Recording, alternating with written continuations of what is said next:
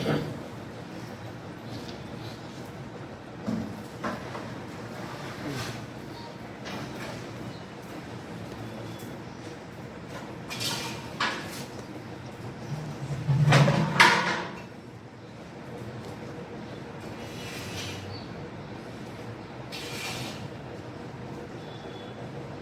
حول ولا قوة إلا بالله العلي العظيم. أعوذ بالله من الشيطان الرجيم. بسم الله الرحمن الرحيم. رب اشرح لي صدري ويسر لي أمري واحلل عقدة من لساني يفقهوا قولي. الحمد لله الذي هدانا لهذا وما كنا لنهتدي لولا أن هدانا الله. لقد جاءت رسل ربنا بالحق الصلاة والسلام والتحية والإكرام على النبي الأمي المكي المدني الفرشي اللطيف الرحيم وابتهي في حامين محبوب رب المغربين والمشرقين وعيسى القوسين جد الحسن والحسين أبي القاسم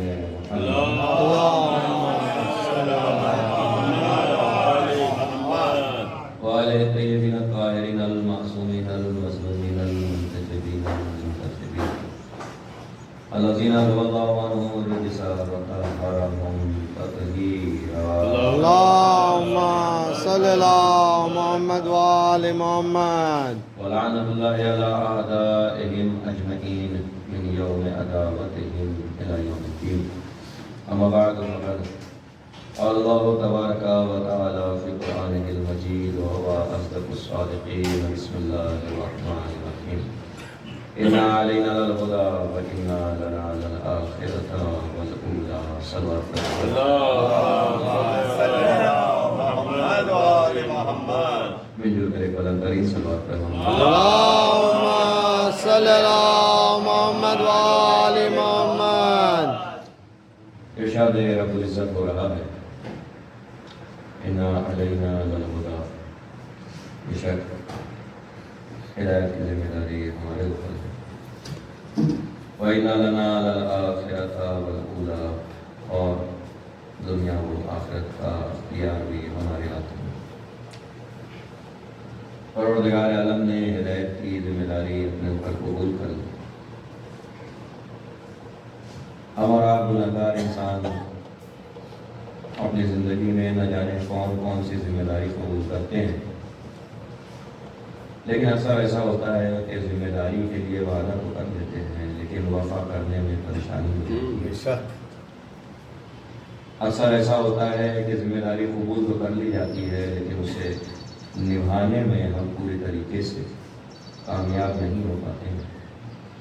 لیکن یہ ہم اور آپ گناہگار انسان ہیں کہ اگر کوئی وعدہ کر لیں تو اسے پورا کرنے میں ہمیں مشکل پریشانیاں ہو جائے، کوئی ذمہ داری قبول کر لیں تو اسے نبھانے میں ہمارے لیے مشکل پریشانیاں ہو جائیں، لیکن پروردگار اگر کوئی وعدہ کر لے تو وہ پورا کرتے ہیں. بے شک بے شک. کیونکہ بہرحال وہ پروردگار ہے، اس کے سامنے کیا کوئی مشکل کیا پریشانی. پروردگار نے وعدہ کیا ان علینا للہدی، بے شک ہدایت کی ذمہ داری ہمارے اوپر ہے. وَإِنَّ لَنَا لَلْآخِرَةَ وَالْأُولَىٰ. اور دنیا و آخرت کا اختیار بھی ہمارے ہاتھوں میں ہے. تو جب پروردگار نے ہدایت کا وعدہ کر لیا تھا تو اسے اس طریقے سے نبھایا کہ کائنات عالم میں ہدایت پانے والے بعد میں آئے، آدم ہدایت دینے والے پہلے آئے. پروردگار نے اس طریقے سے نظام ہدایت شروع کیا کہ کائنات میں ہدایت پانے والے بعد میں آئے، ہدایت دینے والے کو پہلے بھیج دیا تاکہ اگر ایک انسان بھی ہدایت سے پہلے خلق کر دیتا پروردگار اور ایک لمحے کے لیے بھی آدم کو تاخیر سے پیدا کرتا تو وہ انسان یہ شکایت کر سکتا تھا، یہ شکوہ کر سکتا تھا کہ پروردگار وہ ایک لمحہ زندگی کا ایسا تھا کہ جس میں میں تو موجود تھا لیکن کوئی ہدایت دینے والا موجود نہیں.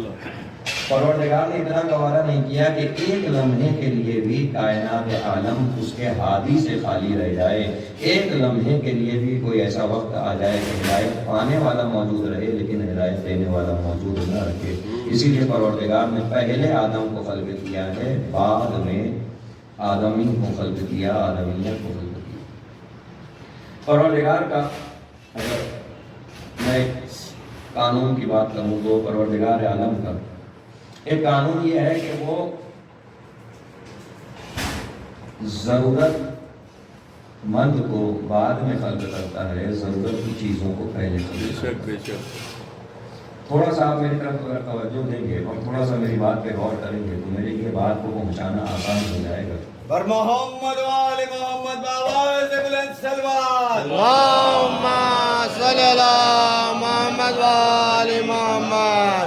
नारे हैदरी।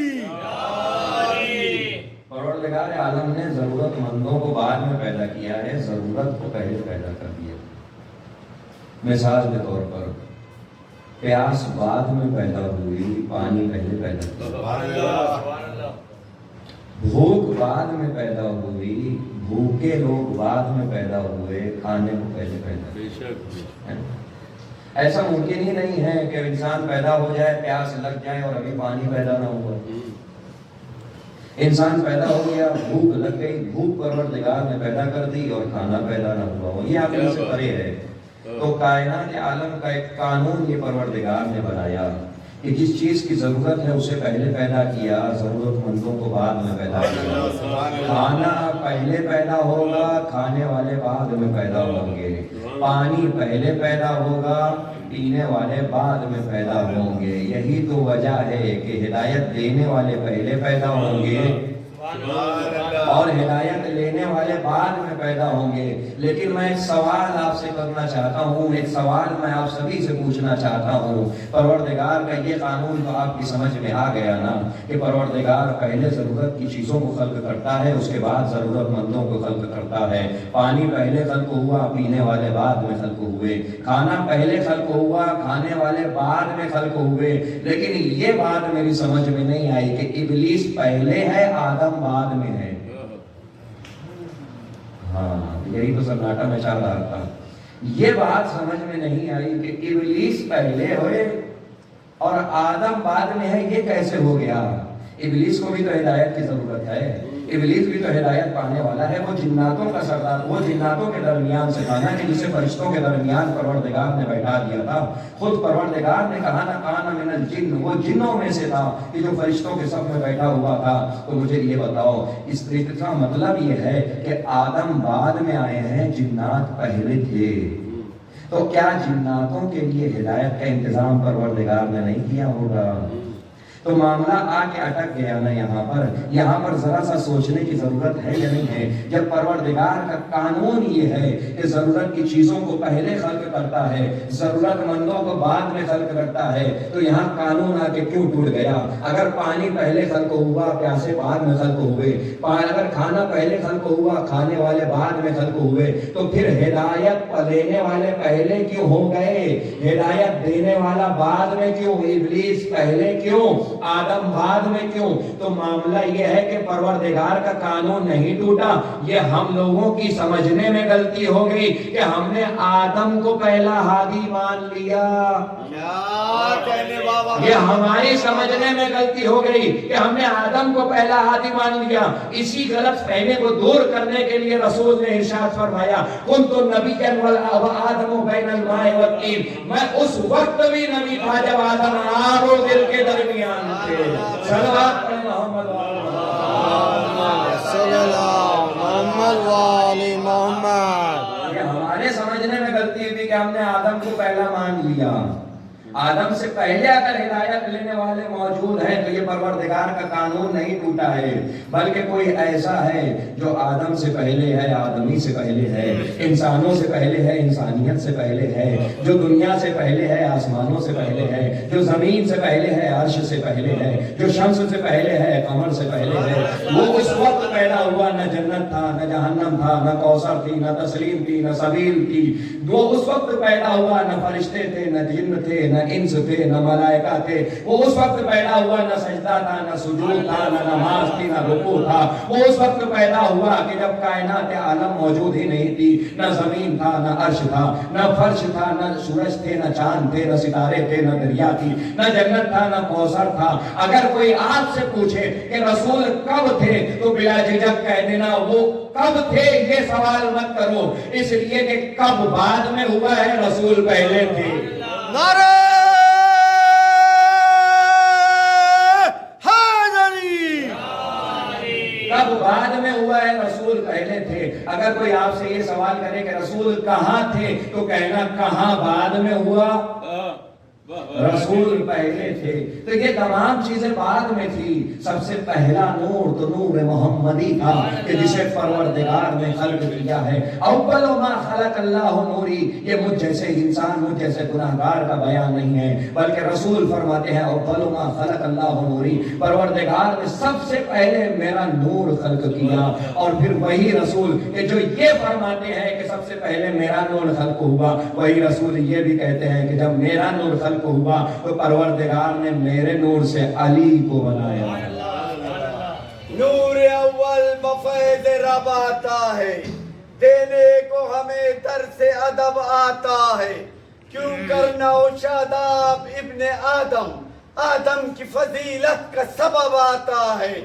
नारे रिसालत या रसूल अल्लाह। तस्करा नहीं मिलता, किसी दूसरे का तस्करा नहीं मिलता। तलाश करता हूँ आदम से लेकर ईसा तक, नबी का मिस्ल कोई दूसरा नहीं।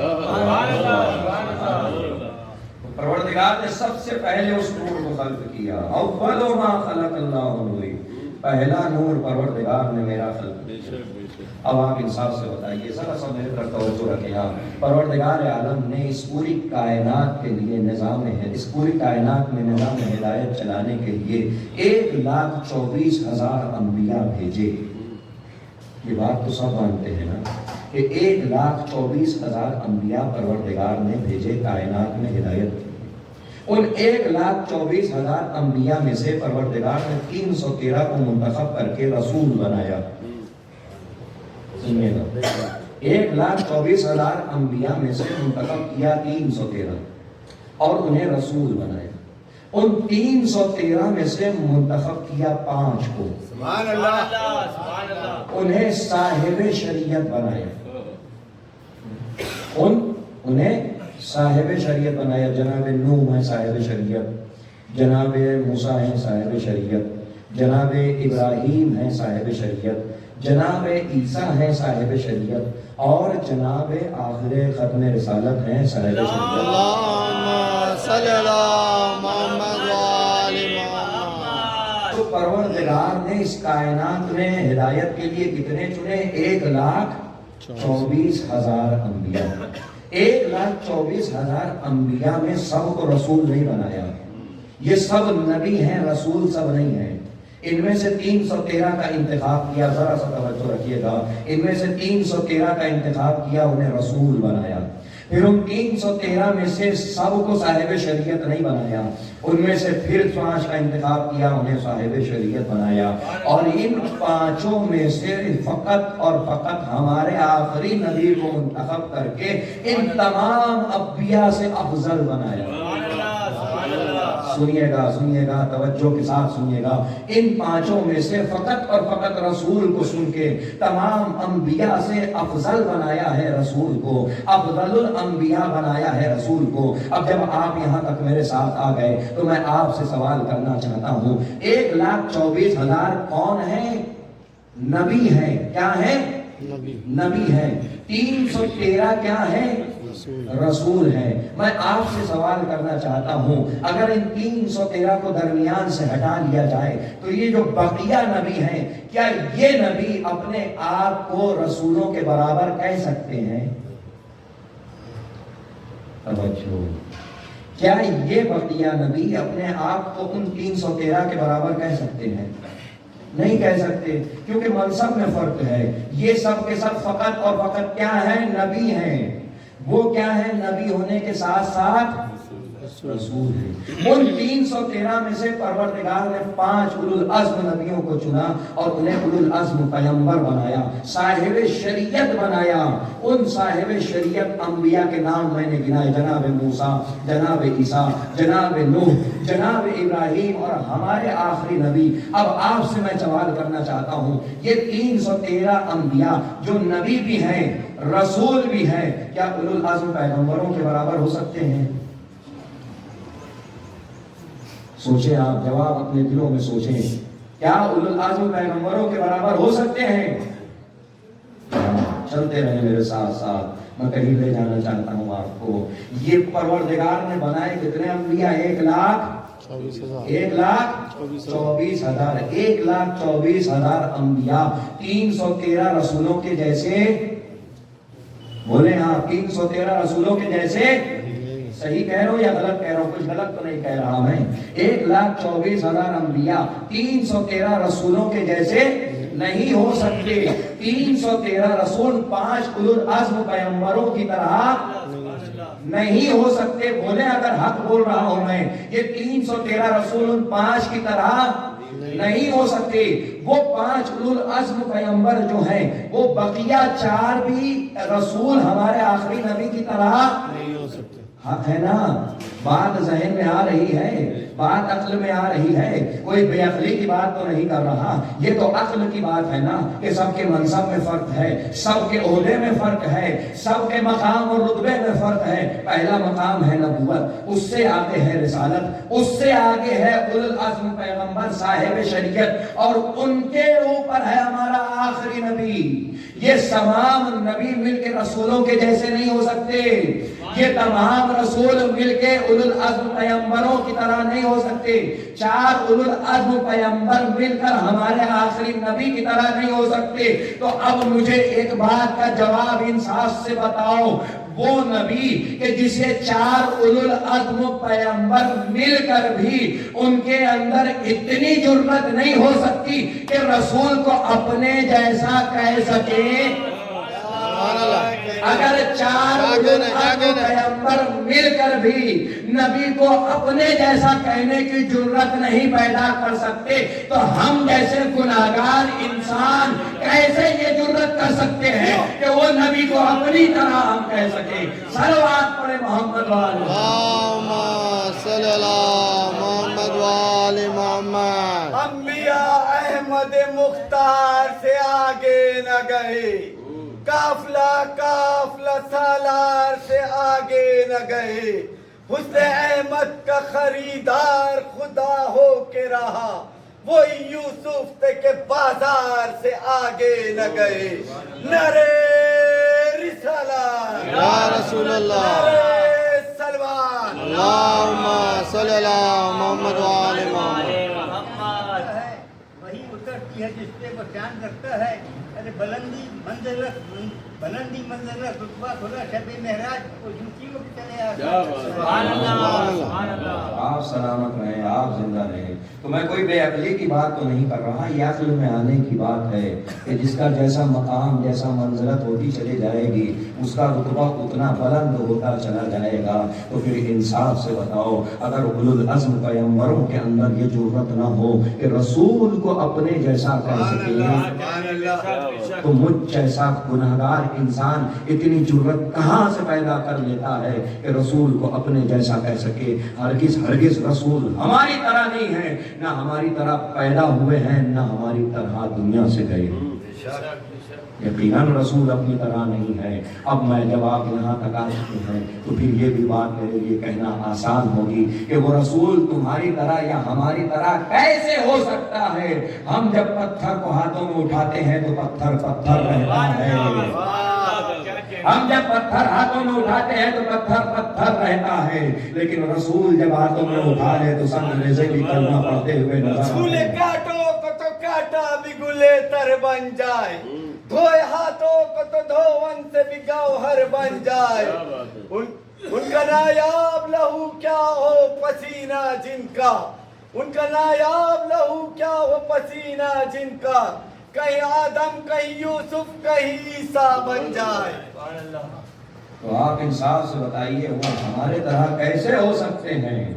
ہم اگر پتھر کو اٹھائیں تو پتھر پتھر رہے، لیکن اگر رسول اپنے ہاتھوں میں پتھر اٹھا لے تو وہ سمندر سے کلمہ پڑھتے ہوئے نظر آتے ہیں۔ ہم سر پٹک کے مر جائیں، یہ درخت اپنی جگہ سے حرکت نہیں کر سکتا، لیکن اگر رسول اشارہ کر دیں تو درخت چلتا ہوا نظر آ جائے۔ ہم اگر کسی پہاڑ کی طرف اشارہ کریں یا سر پٹک کے مر جائیں، پہاڑ حرکت نہیں کر سکتا، لیکن وہ رسول اور خاندان رسول کا کمال تھا کہ ہم خود مسلمان نہیں، نصارہ نجران یہ کہتے ہوئے نظر آ رہے تھے کہ اگر یہ اشارہ کر دیں تو پہاڑ اپنی جگہ سے چھوڑ دیں۔ ایسے ہم اور آپ برابر ہو سکتے؟ آپ سوچیں، جب رسول ہماری طرح نہیں ہے، ہاں سنیں یہ بات بھی، جب رسول ہماری طرح نہیں ہے تو اب وقت آخر ہے رسول کا، دنیا سے جا رہے ہیں رسول، تو رسول کہہ کے جا رہے ہیں میں تمہارے حوالے میں تم کو دو چیزوں کے حوالے کر رہا ہوں، ایک قرآن ہے اور ایک اہل بیت ہے، ان دونوں کے ساتھ تمسک اختیار کرتے رہو گے تو میرے بعد گمراہ نہیں ہوگے۔ عقل یہ کہتی ہے کہ کائنات کا رسول اگر دنیا سے جا رہا ہے تو اپنی جگہ اسے بٹھا کر جائے جو کم سے کم رسول جیسا ہو۔ عقل یہ کہتی ہے کہ رسول اگر دنیا سے جا رہا ہے تو اپنی جگہ اسے بٹھا کر جائے جو کم سے کم رسول جیسا ہو۔ یہی تو وجہ ہے کہ میں نے عرض کیا کہ ہم اور رسول ایک جیسے نہیں ہو سکتے۔ نجران میں وہ چند افراد کہ جو رسول کی خدمت میں آ کر عرض کرتے ہیں، اس ارادے سے آئے تھے کہ رسول سے کچھ سوال جواب کریں، کچھ مناظرہ کریں۔ رسول کی خدمت میں آتے ہیں، ایک دن آتے ہیں، سلام کرتے ہیں، رسول جواب دیتے ہیں، منہ پھیر دیتے ہیں، سمجھے۔ دوسرے دن آئے، سلام کیا، رسول نے جواب دیا، منہ پھیر دیا۔ تیسرے دن آئے، سلام کیا، جواب دیا، رسول نے منہ پھیر لیا۔ آتے ہیں، سلام کرتے ہیں، رسول منہ پھیر لیتے ہیں۔ اس کے پاس کیا رہ گیا کہ جس سے رسول منہ پھیر لے؟ اس کے پاس کیا رہ گیا کہ جس سے رسول منہ پھیر لے؟ اور شاید اس کے پاس کچھ بچ بھی جائے کہ جس سے رسول منہ پھیر لے، لیکن اس کے پاس کیا رہ گیا جس سے بنت رسول منہ پھیر لے؟ آتے ہیں، سلام کرتے ہیں، رسول منہ پھیر لیتے ہیں، جواب نہیں۔ 3 دن یہی کام چلتا ہے، چوتھے دن پھر آئے۔ جب رسول نے چوتھے دن بھی یہی کام کیا، باہر نکل گئے، جانے لگے۔ جاتے جاتے کہہ رہے ہیں کہ ہم نے تو سنا تھا کہ بڑے اخلاق والا ہے رسول، ہم نے تو سنا تھا کہ بڑا ادب والا ہے رسول، ہم نے تو سنا تھا کہ معلم اخلاق ہے رسول۔ یہ کیا معاملہ ہے کہ ہم سلام کرتے ہیں، جواب دیتے، لیکن رسول کلام نہیں کرتے؟ یہ کہتے ہوئے جا رہے تھے کہ سامنے سے رسول کا ایک نوکر آتا ہوا دکھائی دیا۔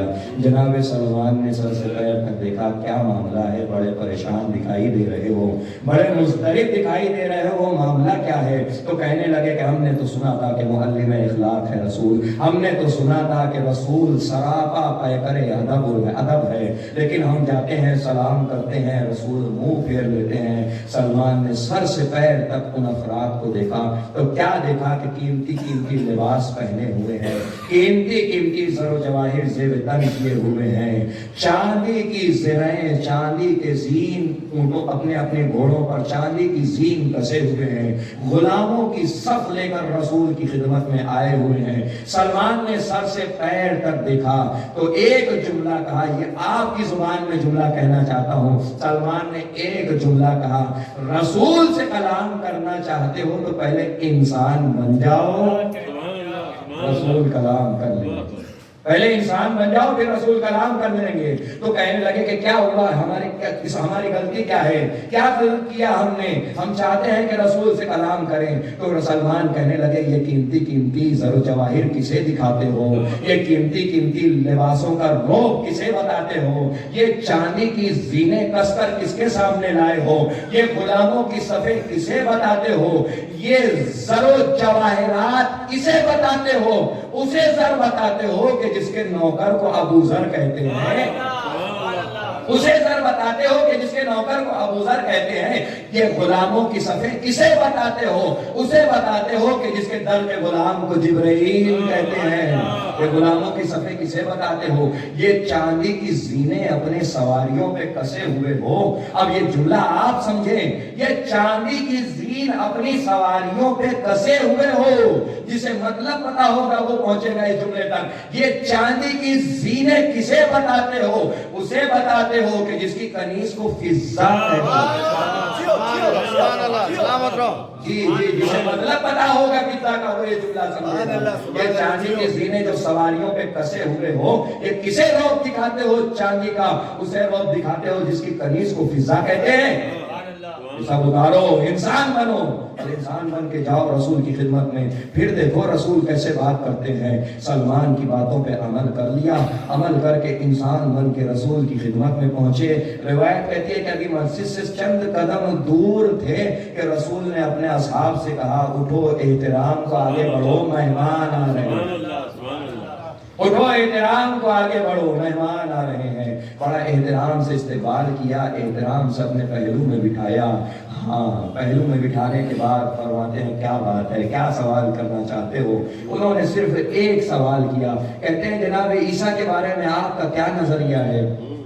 سنیے گا، جناب عیسیٰ کے بارے میں آپ کا کیا نظریہ ہے؟ رسول نے فرمایا اللہ کے نبی ہے عیسیٰ۔ کہنے لگے نہیں، ہم اللہ کا نبی نہیں مانتے۔ فرمایا کیوں؟ کہنے لگے اس لیے کہ عیسیٰ بغیر باپ سے پیدا ہوئے، کائنات میں جو شخص بھی آتا ہے وہ ایک باپ اور ایک ماں کے وسیلے سے آتا ہے۔ چونکہ عیسیٰ بغیر باپ کے پیدا ہوئے اس لیے اللہ کے بیٹے ہیں عیسیٰ، اللہ کے نبی نہیں ہیں۔ رسول نے مسکرا کے جواب دیا، اگر بغیر باپ کے نبی پیدا ہو تو اللہ کا بیٹا ہو تو پھر آدم کے بارے میں کیا خیال ہے؟ آدم کے بارے میں کیا خیال ہے؟ وہ تو نہ ماں ہے نہ باپ ہے، بغیر ماں اور باپ دونوں کے پیدا۔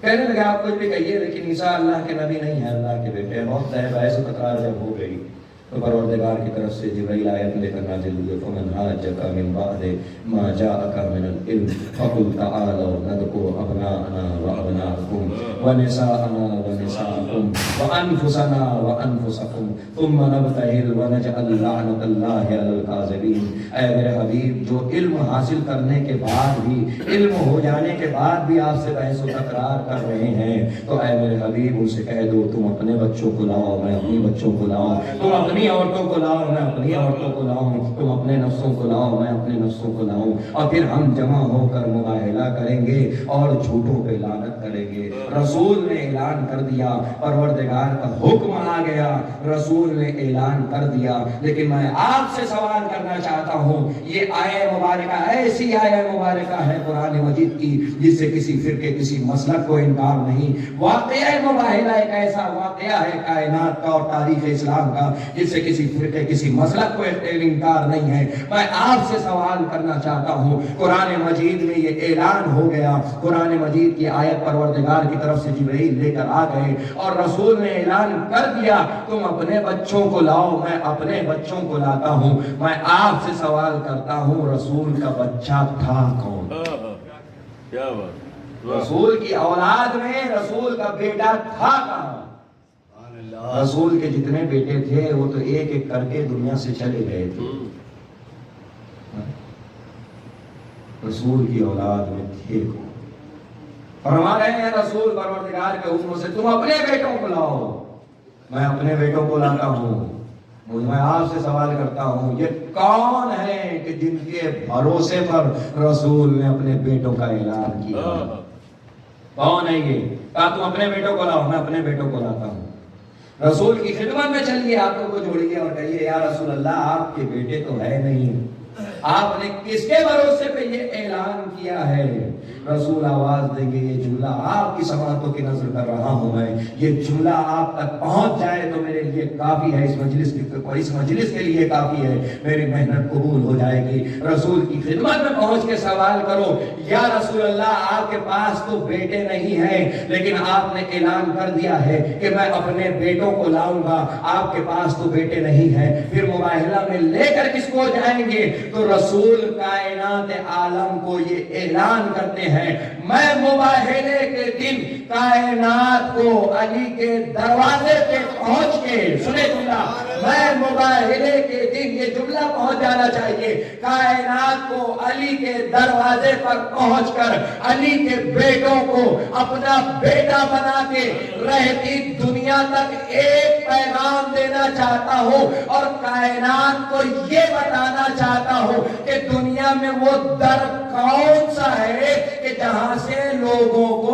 बेटे मिलते हैं, वो दर कौन सा है? मैं बताऊं तुझे, अब उसको अली कहते हैं, सब जिसके सबब उसको अली कहते हैं, जो है कौनैन का रब उसको अली कहते हैं, मांगते हैं जिससे सब उसको अली कहते हैं, मोतबर होने की हर एक ने सनद मांगी है, मेरे मौला से नबियों ने मदद मांगी है, नर हैदरी या अली, नाना बोजरी, या अली, नाना साबदरी, या अली, नाना बुलंद पंजतनी सलवात, अल्लाहुम्मा सल्ली अला मोहम्मद व आलि मोहम्मद। राहत को औलाद अता करती हैं, भूख प्यासा है तो पानी पिला देती हैं, भूख प्यासा है तो पानी पिला देते हैं। नारे सलवात सल्ली अला मोहम्मद व आलि मोहम्मद। हाँ, ये मुबाहिला का मैदान, रसूल कह रहे हैं कायनात को पता तो चले वो दर कि जहाँ से बेटे मिलते हैं, दर हिदायत के सदके में परवरदिगार बे औलादों को औलाद नसीब इनायत। आमीन। दुनिया को पता तो चले कि बेटे कहाँ से मिलते हैं। कायनात और तारीख इस्लाम का दो अजीम वाक़या है, दो अजीम मैदान है, एक मैदान विलायत है, एक मैदान सदाकत है। कायनात में तारीख इस्लाम का दो अजीम वाक़या है, एक मैदान विलायत है, एक मैदान सदाकत है, एक मैदान गदीर है, एक मैदान मुबाहिला है। परवरदिगार ने मुबाहिले के मैदान में ये ऐलान किया कि मैं कायनात को ये बताता हूँ कि देखो सच्चे कौन है। रसूल ने अपने साथ अपनी इकलौती बेटी को लिया, रसूल ने अपने साथ अपने दोनों बच्चों को लिया। हाँ, रसूल ने अपने दोनों बच्चों को लिया। कुरान कह रहा है तो मैं क्यों नहीं कह सकता। रसूल ने अपने साथ अपने दोनों बच्चों को लिया, रसूल ने अपने साथ अपने नफ्स की जगह अली को लिया और लेकर मुबाहिले के मैदान में चले। क्यों? इसलिए कि झूठों पर लानत करनी थी, वही जा सकता था मुबाहिले में कि जो सच्चा हो।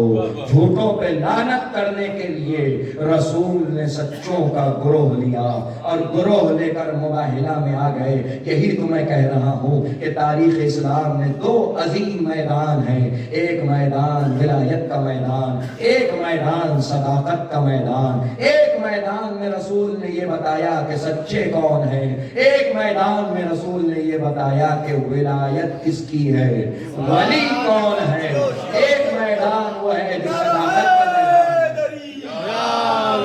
एक मैदान वो है जो सदाकत का मैदान है, एक मैदान वो है जो विलायत का मैदान है। रसूल ने एक मैदान में ये बताया कि सच्चे कौन है, दूसरे मैदान में ये बताया कि वली कौन है। रसूल ने ये दो बड़े फैसले मैदान में किए हैं, मैदान में, खुले मैदान में, मजमे के सामने रसूल ने ये दो बड़े फैसले किए हैं। दो बड़े फैसले किए, एक जगह ये बताया कि सच्चे कौन है, एक जगह ये बताया कि वली कौन है।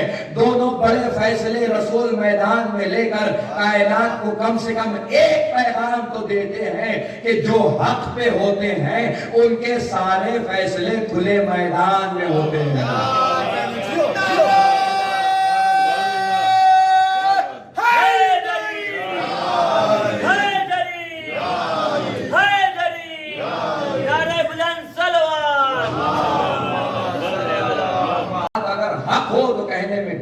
डरना नहीं चाहिए और हक حق والے کسی میدان میں نہیں ڈرے، کسی مجمع میں نہیں ڈرے حق والے۔ میثاق گواہ ہے کہ زبان کٹتی ہے تو کٹ جائے، لیکن حق ہے علی اور علی کا ذکر حق ہے، تو پھر علی کا ذکر نہیں رکنے والا۔ تو بات جب حق ہوتی ہے تو کھلے میدان میں کہی جاتی ہے۔ رسول نے دونوں بڑے فیصلے کھلے میدان میں کیے۔ مباہلے کے میدان میں بتایا کہ سچے کون ہیں، غدیر کے میدان میں بتایا کہ ولی کون ہے۔ اور وہی 4 مصرے میں دوبارہ پڑھنا چاہتا ہوں کہ عجب کہ نبی کس شان سے نجران میں اللہ اکبر ہیں، نبی کس شان سے نجران میں اللہ اکبر ہیں۔ علی ہیں، فاطمہ ہیں، ساتھ میں شبیر و شبر ہیں۔ نبی کس شان سے نجران میں اللہ اکبر ہیں، علی ہے، فاطمہ ہے، ساتھ میں شبیر و شبر ہیں۔ نظارہ دیکھ کے ایک ایک کا چہرہ، نظارہ دیکھ کے ایک ایک کو کہتے ہیں حیرت سے، یہ کیسا قافلہ ہے جس میں سب رہبر ہی رہبر ہیں۔ صلوات پڑھے محمد صلی اللہ محمد وآل محمد۔ نماز باقی ہے، ابھی اذان باقی ہے، علی کے دم سے شریعت میں جان باقی ہے، علی کے نام کی تسبیح ہی پڑھتے رہتا ہوں، یہی سبب ہے جو میری زبان باقی ہے۔ اور کٹی زبان تو میثم کا خون پکار اٹھا، کٹی زبان تو میثم کا خون پکار اٹھا، ابھی بھی عشق علی کا بیان باقی ہے۔ نعرہ حیدری۔ ہاں، یہ عشق علی ہے، یہ ذکر علی ہے۔ 2 بڑے میدان رسول نے دونوں میں اعلان کیا، ایک جگہ صداقت کا اعلان، ایک جگہ ولایت کا اعلان۔ یہ وہ میدان تھا کہ جس میں مجمع، جسے اپنی ہندی میں کہا جائے سیمت تھا، لمیٹڈ تھا، اس میں ہر کوئی نہیں شامل ہو سکتا تھا۔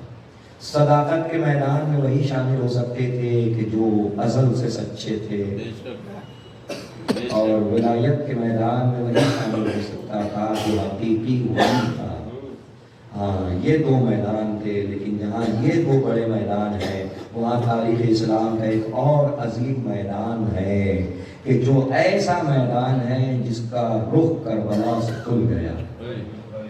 یہ کربلا کا میدان ہے کہ جس کا دروازہ حسین نے کربلا کے بعد کھول دیا۔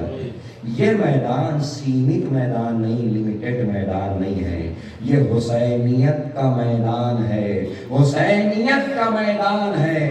حسین نے آواز دی کربلا آج میں نے کھول دی ہے، جس کا ضمیر زندہ ہو وہ کربلا آ جائے، جس کا ضمیر زندہ ہو وہ کربلا آ جائے، جس کے اندر انسانیت زندہ ہو وہ حسینی ہے۔ حسین نے کیا کہا تھا مدینے سے نکل کے؟ مثلی لا یبایع مثلا، اے یزید میرے جیسا تیرے جیسے کی بیعت نہیں کر سکتا۔ حسین نے یہ نہیں کہا کہ حسین لا یبایع یزید، حسین یزید کی بیعت نہیں کر سکتا، بلکہ حسین یہ آواز دے رہے ہیں مثلی لا یبایع مثلا، مجھ جیسا تجھ جیسے کی بیعت نہیں کر سکتا۔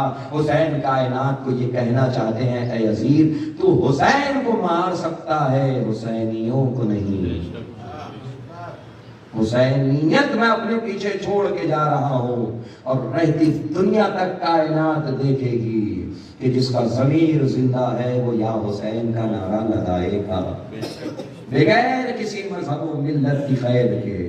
اس کے لیے فرق نہیں کرے گا کہ تمہارا مسلک کیا ہے، اس کے لیے فرق نہیں کرے گا تمہارا مذہب کیا ہے۔ کربلا کے لیے مذہب و مسلک کی قید نہیں ہے، کربلا کے لیے انسانیت کی قید ہے۔ بندے کو شاہ نے اسلام پہ قربان کیا، بندے کو شاہ نے اسلام پہ قربان کیا، بات بات مشکل کو آسان کیا۔ لوگ نے دیکھ کے حسین ابن علی نے چڑھ کر کی بات کی ہوگی فتح کا اعلان کیا۔ یہ حسین کا در حسین پہ ملتے ہیں ہر خیال کے لوگ، یہ اتحاد کا مرکز ہے آدمی کے لیے، اس میں کسی مذہب اور مذہب کی قید نہیں۔ عزا خانے کسی کی جاگیر نہیں ہے، میں نے بارہا اپنی مجالس میں یہ جملہ کہا ہے، پھر سے دوہراؤں گا یہاں پر۔ عزا خانے کسی کی جاگیر نہیں، فرش عزا کسی کی باپ کی جاگیر نہیں، فرش عزا فقط حسین کی جاگیر۔ ازا خانے فقط حسین. کیوں ازا خانے کہے جاتے ہیں؟ حسین کا گھر ہے ازا خانہ. تو جب گھر حسین کا ہے تو حکومت بھی حسین کی.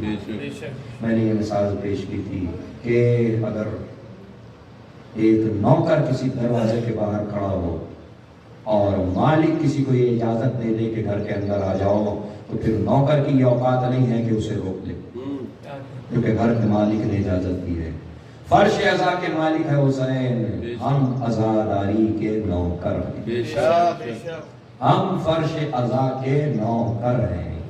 اور اگر حسین کے در پہ کوئی آ رہا ہے تو اس کا مطلب یہ ہے کہ حسین نے اجازت دی ہے تب وہ فرش ازا تک آ رہا ہے. اور جسے حسین اجازت دے دے اسے ہم جیسے نوکر روک لیں، یہ اوقات نہیں. عزاداری کسی کی جاگیر نہیں، چہ شیعہ چہ سنی، چہ مسلمان چہ ہندو، جی کسی کی جاگیر. اور یہ بات تو ہندوستان میں بڑی آسانی سے سمجھی جا سکتی ہے کہ حسین فقط شیعہ سنی کے نہیں ہیں، حسین انسانیت کے ہیں. یہ بات تو ہندوستان میں آسانی سے سمجھی جا سکتی ہے، اس لیے کہ وہ افراد کہ جو خدا کو بھی نہیں مانتے، وہ افراد کہ جو رسول کو بھی نہیں مانتے، وہ افراد کہ جن کا اسلام سے کوئی ربط ہی نہیں ہے، وہ افراد کہ جو بتوں کی پرستش کرتے ہیں، وہ بھی حسین کو مانتے ہیں. یہ ہمارے ہندوستان میں آسانی سے سمجھا جا سکتا ہے. کیوں؟ اس لیے کہ حسین انسانیت کے ہیں. تمہارے دل میں اگر انسانیت زندہ ہے تو آ جاؤ ادھر، تمہارے ضمیر اگر بیدار ہے تو آ جاؤ. کسی کی پابندی نہیں. مسجد میں پابندی ہے کہ مسلمان ہونا چاہیے، مسجد میں پابندی ہے کہ کلمہ پڑھنے والا ہونا چاہیے. یہ در حسین ہے، یہاں کسی کی کوئی پابندی نہیں. دل میں حسینیت زندہ ہے، آ جاؤ. میں نے عرض کیا فرش ازا فقط حسین کی ہے، کوئی جاگیردار نہیں. فرش ازا کسی کتاب کی میراث نہیں، فرش ازا حسین. ہم کسی بڑے خطیب نے بہترین جملہ کہا تھا، بہت بہترین جملہ تھا کہ کربلا سے پہلے ہم فرقوں میں اور مسلکوں میں بٹے ہوئے تھے. یہ کربلا سے پہلے تھا کہ تم فلاں ہو اور ہم فلاں ہیں، لیکن کربلا کے بعد اب کائنات فقط دو حصوں میں تقسیم ہے، یا تو تم حسینی ہو یا تو تم یزیدی. حسینیہ زندہ باد، زندہ باد، زندہ باد، مرد آباد، مرد آباد.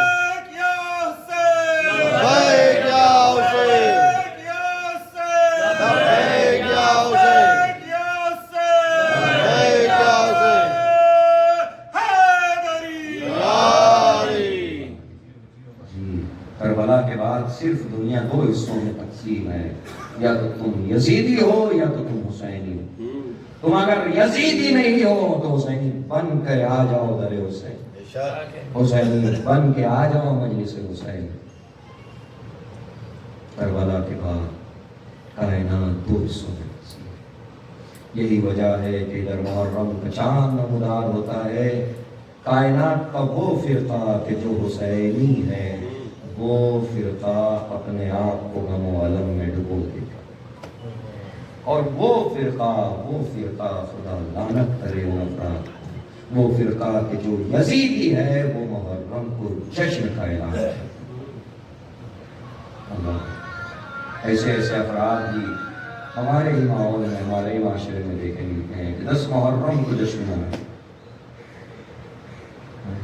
وہ فرقہ یقین کر لو اگر محرم کو کوئی خوشی اور مسرت کا سبب سمجھ رہا ہے تو بلا جھجک تم یہ سمجھ لینا کہ وہ یزیدی ہے. کیونکہ حسینی ہوتا تو اعلان کر دیتا غم کا. کربلا انسانیت کے لیے. محرم کا چاند دیکھا، لوگوں نے فرش ازا بچھا، جتنے بھی حسینی تھے فرش ازا بچھا. آنکھوں میں آنسو بھر گئے، آنکھیں نم ہو گئی حسین کی. میں نے اپنی مجلسوں میں یہ جملہ کہا ہے کہ کربلا کی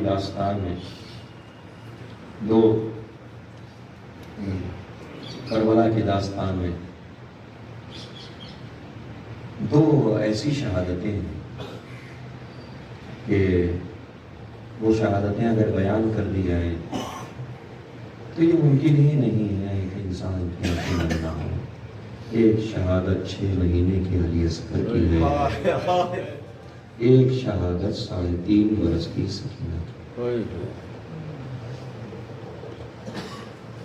میں آپ سے سوال کرنا چاہتا ہوں، ابھی آپ یہاں سب موجود ہیں، آپ میں سے کوئی شخص یہاں سے داخل ہو اور داخل ہو کہ آپ کو یہ خبر دے کہ فلاں چوراہے پہ فلاں بازار میں تمہاری بہن جا رہی تھی اور کسی نے تمہاری بہن کے سر سے چادر چھین لی،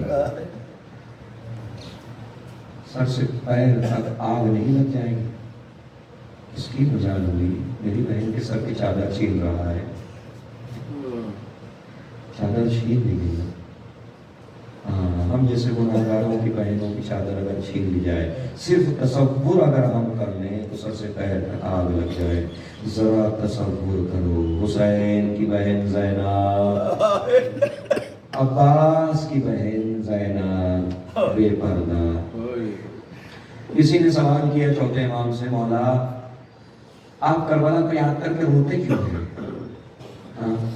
شہادت تو آپ کے گھر کی میراث ہے نا، لوگ شہید ہو گئے آپ کے گھر کے، یہ تو آپ کے گھر کی میراث ہے شہادت، کہ آپ کو طلبہ شہید ہوتا ہے۔ چوتھے امام سے سوال کیا شہادت پہ روتے کیوں ہیں؟ مولا نے فرمایا سوال کرنے والے تو نے انصاف نہیں کیا، صحیح ہے کہ شہادت ہمارے گھر کی میراث ہے، لیکن اتنا تو بتا کیا بے پردہ بیویوں کا سر بھی ہمارے گھر کی میراث ہے؟ کیا چھوٹے چھوٹے بچوں کے چہروں پہ تماچے بھی ہمارے گھر کی میراث ہے؟ بچہ جب پیدا ہوتا ہے تو پروردگار فطرت اسلام پہ بچے کو پیدا کرتا ہے، بچہ روتا ہوا پیدا ہوتا ہے، اس کا رونا یہ بتاتا ہے کہ پروردگار نے انسان کی فطرت میں رونا ڈالا ہے۔ انسان کی فطرت میں جو چیز ڈال دی جاتی ہے تو اس چیز سے انسان مکر نہیں سکتا۔ رونا انسان کی فطرت میں شامل ہے۔ جب درد و غم و الم میں انسان مبتلا ہوتا ہے، پریشانی میں مبتلا ہوتا ہے تو انسان کی فطرت یہ تقاضا کرتی ہے کہ رویا جائے۔ پروردگار نے انسان کی فطرت میں رونا ڈالا ہے۔ جب انسان غم و الم میں پریشان ہو جاتا ہے تو اس کی فطرت یہ تقاضا کرتی ہے کہ رویا جائے۔ ہاں، جب ہم مصیبتوں میں گرفتار ہوتے ہیں تو ہماری فطرت یہ کہتی ہے کہ روئیں، لیکن روایت یہ کہتی ہے، 8ویں امام فرماتے ہیں ابن شبیب، جب بھی تم مصیبت میں گرفتار ہو اور تمہارا دل یہ چاہے کہ رو لیا جائے تو اپنی مصیبت پر مت رونا، حسین پہ رو لیا کرنا۔ اپنی مصیبت پہ مت رونا، حسین پہ رو لیا کرنا۔ کیوں؟ اس لیے کہ بھلے ہی کتنے ہی بڑے غم ہو تمہارے، حسین کے غم کے مقابلے میں کچھ نہیں ہے۔ بھلے ہی کتنی بڑی مصیبت ہو تمہاری، حسین کی مصیبت کے مقابلے میں کچھ نہیں ہے۔ جب تمہیں کوئی غم اور کوئی مصیبت ملے تو تم حسین کی مصیبت کو یاد کر لینا۔ اے عزادارو، کربلا کی کن کن واقعات پہ گریہ کیا جائے، کربلا کی کس کس داستان کو یاد کیا جائے، کیا 6 مہینے کے بچے پہ لگے ہوئے تیر کو یاد کر کے رویا جائے، کیا 18 برس کے علی اکبر کے سینے میں لگی ہوئی برچی کے پھل کو یاد کیا جائے، کیا قاسم کے جسموں کے ٹکڑے پامال لاشوں کو یاد کیا جائے، کیا عباس کے کٹے ہوئے بازو کو یاد کیا جائے، کیا زینب کی اٹھی ہوئی چادر کو یاد کیا جائے، کیا 3.5 برس کی بچی سکینہ کے رخساروں پہ لگے ہوئے تماچوں کو یاد کیا جائے، کن کن مسائل کو یاد کیا جائے کربلا کے۔ اگر کوئی کہے کہ حسین نے یزید کے خلاف قیام کیا تھا اس لیے قتل کر دیے گئے تو بلا جھجک سوال کر لینا، اگر حسین نے یزید کے خلاف قیام کیا تھا تو 3.5 برس کی بچی نے کون سا جرم خطا کیا تھا، 6 مہینے کے بچے نے کون سا جرم خطا کیا تھا۔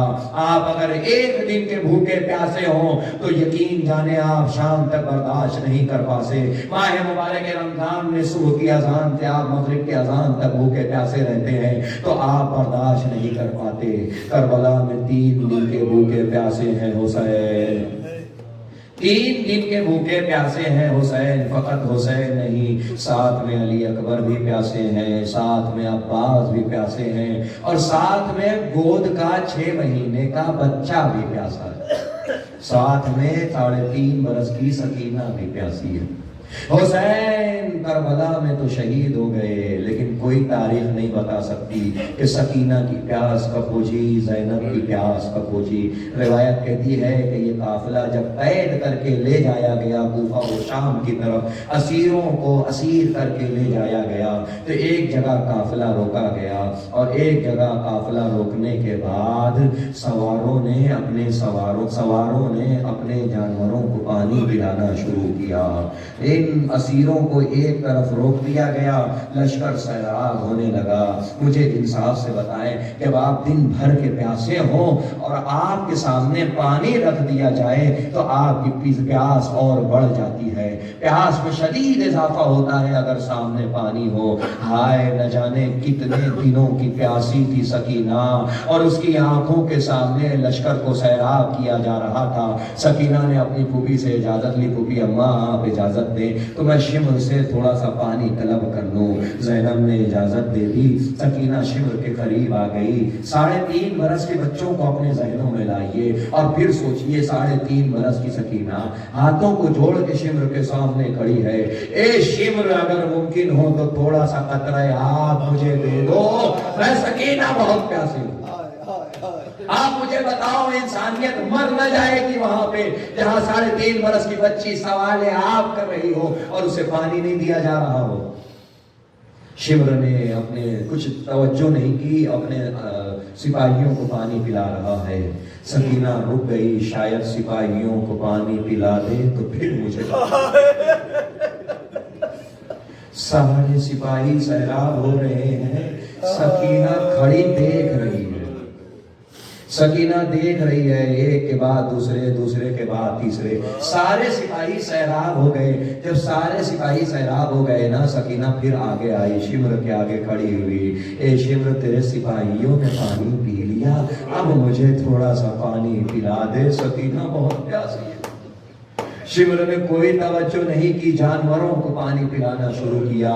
3.5 برس کی ہے سکینہ، رک گئی، شاید جانوروں کو پانی مل جائے پھر سکینہ۔ ہائے کیا مظلومی ہے! علی کی پوتی ہے سکینہ، حسین کی لاڈلی ہے سکینہ، ساقیہ کوثر کی پوتی اتنی مظلوم ہے کہ کھڑے اس انتظار میں کھڑی ہے کہ پہلے جانور پانی پی لیں پھر شاید مجھے پانی مل جائے۔ جانور بھی سیراب ہو گئے، پھر شمر کے قریب آتی ہے، شمر تیرے سپاہی بھی سیراب ہو گئے، تیرے جانور بھی سیراب ہو گئے، اب مجھے تھوڑا سا قطرہ آب دے دے۔ شمر نے سکینہ کو دیکھا، مشک کا دہانہ کھولا، سکینہ نے ہاتھوں کو بڑھایا، شاید میرے ہاتھ میں پانی انڈیل دے تو میں تھوڑا سا پانی پی لوں گی۔ سکینہ کے سامنے شمر نے مشک کا دہانہ کھولا، پوری مشک کا پانی زمین میں، پورے مشک کا پانی زمین میں پھینک دیا۔ سکینہ کے سامنے پانی زمین میں پھینک دیا۔ ہاں بچی نے دیکھا کہ پانی زمین میں پھینک دیا، حیرت سے بچی پانی کو تکتی رہی۔ سکینہ نے جب زمین میں پڑے ہوئے پانی کو دیکھا، اپنا سوکھا گلا زمین میں اس جگہ رکھ دیا جہاں شمر نے پانی پھینکا تھا۔ زمین پہ پڑے ہوئے پانی پر سکینہ نے اپنے سوکھے گلے کو رکھ کر فرات کی طرف رخ کیا۔ چچا پا، تیری سکینہ پہ کیا مظالم ہے، 2 قطرے آب تیری سکینہ کو نصیب۔